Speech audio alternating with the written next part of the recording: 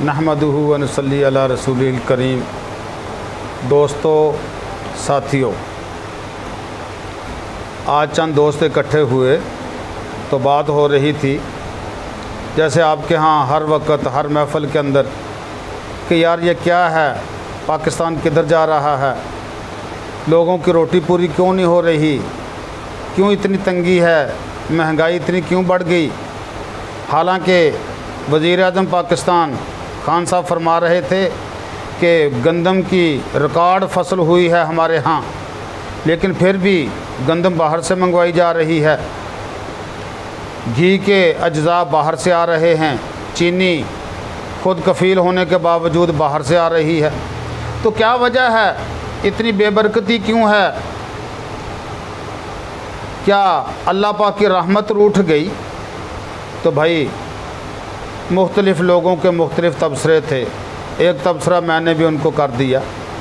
मैंने कहा कि मैंने सुना था कि ये जो हाकिम लोग होते हैं ना, ये अवाम के लिए बमंज़िल वालिदैन होते हैं। जब वालिदैन की नीयत के अंदर औलाद के लिए खोट आ जाए, उस घर से अल्लाह की रहमत रूठ जाती है। गंदम भी बड़ी है, गन्ना भी बड़ा, लेकिन बरकत क्यों नहीं रही, वो पूरी क्यों नहीं हो रही, खुद कफ़ालत क्यों नहीं हमें मिल रही।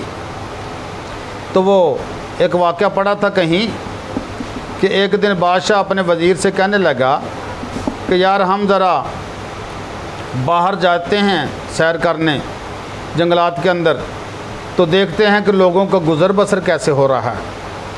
वो गए, गर्मियों का महीना था, तो देखा रास्ते के अंदर एक अनार का बाग आया। बादशाह ने वज़ीर से कहा कि यार वो पानी का इंतज़ाम करो। आम से कपड़े पहने हुए हैं, बादशाह वाला वर्दी नहीं, ताकि कोई बंदा पहचान ना सके। बाग के अंदर चले गए।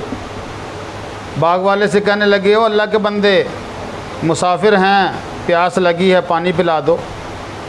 उसने बिस्मिल्लाह पढ़ी, एक दाना अनार का तोड़ा, उसको बींचा, निचोड़ा, एक गिलास पानी का भर गया। कहने लगा लो पी लो। उसने कहा कि भाई अगर एक गिलास और पिला दो मेहरबानी होगी। उसने फिर बिस्मिल्लाह पढ़ी, दाना तोड़ा, बींचा, निचोड़ा, एक गिलास पानी का फिर भर गया। हैरान। उसने कहा मेरे साथी को भी पिला दो, दो उसने भी पिए। कहने लगे कि अगर आप महसूस ना करें, दोपहर बहुत तपी हुई है, धूप की शिद्दत बहुत है और गर्मी की हिद्दत बहुत है, तो हम यहाँ पर अगर 2 घंटे आराम कर लें, आप महसूस तो नहीं करेंगे, कोई तकलीफ़ तो नहीं? वो कहने लगे नहीं जी, मेहमान तो अल्लाह की रहमत होता है, आराम करें, कोई बात नहीं। ये आराम करने लगे। बादशाह वज़ीर से कह रहा है, यार वज़ीर, तूने देखा ये लोग कितनी कमाई कर रहे हैं, एक दाने से एक गिलास भर गया पानी का, और ये वो चीज़ें हैं जो हमारे नोटिस में ही नहीं। ये इतनी कमाई कर रहे हैं, खा रहे हैं, मौजें उड़ा रहे हैं, हमारा भी यार इसके अंदर कुछ हिस्सा होना चाहिए। क्या मतलब? इशारा था कि टैक्स लगाओ कुछ। वज़ीर कहने लगा जी कोई बात नहीं, सुबह को ठीक है, फिर टैक्स लगा देते हैं, आपका हिस्सा भी हो जाएगा। तो बादशाह ने कहा ठीक है। जब 2 घंटे हो गए, शाम थोड़ी सी ढली, अब जाने की तैयारी करने लगे, तो बाग वाले से कहा कि भाई पानी का गिलास पिला दो, हम मुसाफिर हैं, जा रहे हैं। उसने फिर बिस्मिल्लाह पढ़ के एक दाना तोड़ा, उसमें से चंद कतरे निकले। दूसरा तोड़ा, उसको बींचा, निचोड़ा, चंद कतरे। तीसरा, गर्जे के जहाँ पर एक दाने से एक गिलास पानी का भरा था, अब 6, 7, 8 दानों से एक गिलास पानी का पूरा हुआ। उसने पी लिया। उसने कहा दूसरे को भी पिला दो, दूसरे को फिर उसी तरीके से। अब बादशाह कहने लगा बाग वाले से, ओ बाग वाले, ओ मेरे दोस्त, मुझे एक बात की समझ नहीं आई, ये नुक्ता मैं आपके पास रखता हूँ कि आप मुझे समझा दें। कहने लगा भाई कौन सा नुक्ता है, कौन सी बात है समझने और समझाने की, मुझे बताओ तो सही। वो कहने लगा कि हम जब सुबह आए आपके पास, आपसे कहा, रिक्वेस्ट की, दरखास्त की कि एक पानी का गिलास पिला दो। आपने बिस्मिल्लाह पढ़ के एक दाना अनार का तोड़ा, उसको भींचा और नचोड़ा, उस एक में से एक गिलास पानी का भर गया। और अब वही दाना है, वही बिस्मिल्लाह है, वही आपका हाथ है, वही दरख्त है, उसमें से आपने 8 दानों में से एक पानी का गिलास निकाला। सुबह और शाम का ये फ़र्क इतना क्यों है? ये हमारे आने और जाने के अंदर इतना फ़र्क क्यों है कि सुबह एक दाने से एक गिलास, अब 8 दानों में से एक गिलास। वो सादा सा आदमी था, लेकिन जो बड़ों से सबक लिए थे, जो सुन रखी थी बातें, उन पर यकीन था। उसने कहा, बाग वाले ने, उसने कहा कि मुझे यूँ महसूस होता है कि मेरे जो वक़्त का बादशाह है, जो हाकिम वक़्त है, उसकी नीयत के अंदर कोई खोट आ गई है। वो बादशाह कहने लगा, यार ये क्या? खैर वो भी बात को समझ गया। उसने फ़ौरन अल्लाह से माफ़ी मांगी, इलाही अगर मेरे दिल के अंदर नीयत बद करने से इतना तेरी रहमत रूठ सकती है और खुद अनार के दाने के अंदर से पानी खुश्क हो सकता है, लोगों की रोज़ी रोटी के अंदर से बरकत उठ सकती है, तो इलाही मैं इस बुरी नीयत से आइंदा के लिए तौबा करता हूँ।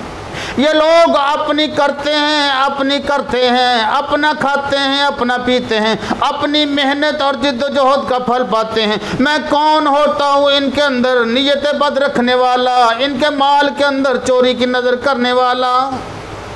उसने अल्लाह से मुआफ़ी मांग ली और फिर कहने लगा कि भाई अब हम जा रहे हैं, एक गिलास पानी का और पिला दो। उसने फिर बिस्मिल्लाह पढ़ी, दाना अनार का एक नचोड़ा और उसमें से देखा कि फिर अल्लाह ने बरकत डाली, एक गिलास पानी का एक दाने के पानी से भर गया। अब बादशाह ने पिया और कहने लगा कि भाई मुझे बात फिर वही समझ नहीं आई। सवाल वहीं पर फिर है कि अभी चंद मिनट पहले तो 8 दानों में से एक गिलास पानी का निकला और अब 2-3 मिनट के बाद वो कौन सी चीज़ अमल के अंदर आ गई कि अब फिर एक दाने में से एक गिलास पानी का भर आया।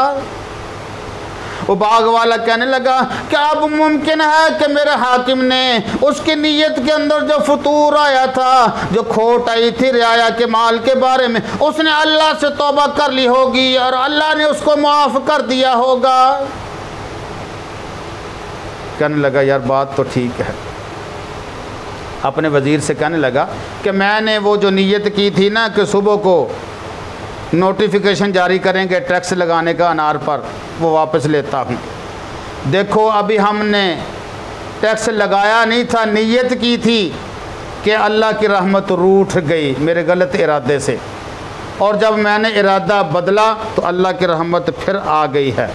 तो भाई जो अवाम पर गलत टैक्स लगाए जाते हैं ना, अवाम के माल पर गलत नज़र रखी जाती है, उससे अल्लाह की रहमत रूठ जाया करती है। हमारी फसल मान लिया गंदम रिकॉर्ड हुई है, गन्ना रिकॉर्ड हुआ है, सब कुछ बहुत है, लेकिन ये जो नीयत के अंदर फतूर है, नीयत के अंदर कसूर है। खान साहब बल्कि फ़ख्रिया अंदाज में कहते हैं कि हमने इतना टैक्स इकट्ठा किया है जो पहली हुकूमतें नहीं कर सकी। भाई ये जो कोई आपका कारनामा नहीं है खान साहब, ये आपके लिए फ़ख्र का बास नहीं है, ये चीज़ तो बास शर्म है कि आपके इस अमल की वजह से अल्लाह की रहमत रूठ गई। कभी इसके साथ फिर फ़ख्रिया तौर पर यह भी तो बताओ ना कि पहले इतनी गंदम से लोग सैर होकर पूरे साल रिज़्क़ खाते थे और अब बाहर से आकर भी वो पूरा नहीं होता। पहले चीनी यहीं पर बहुत हो जाया करती थी, अब बाहर वाली मिलाकर भी पूरी नहीं होती। तो फिर ये भी फ़ख्रिया तौर पर बताओ ना। भाई ये काबिल फ़ख्र बात नहीं है, ये काबिल शर्म है। आपको इस चीज़ से पीछे हटना होगा और अल्लाह के यहाँ तौबा करें, तौबा कि या अल्लाह अवाम अपनी मेहनत करते हैं, अपनी जिद्दोजहद करते हैं, इनके रिज़्क़ के अंदर बरकत फरमा, ये हमसे कुछ मांगते नहीं हैं।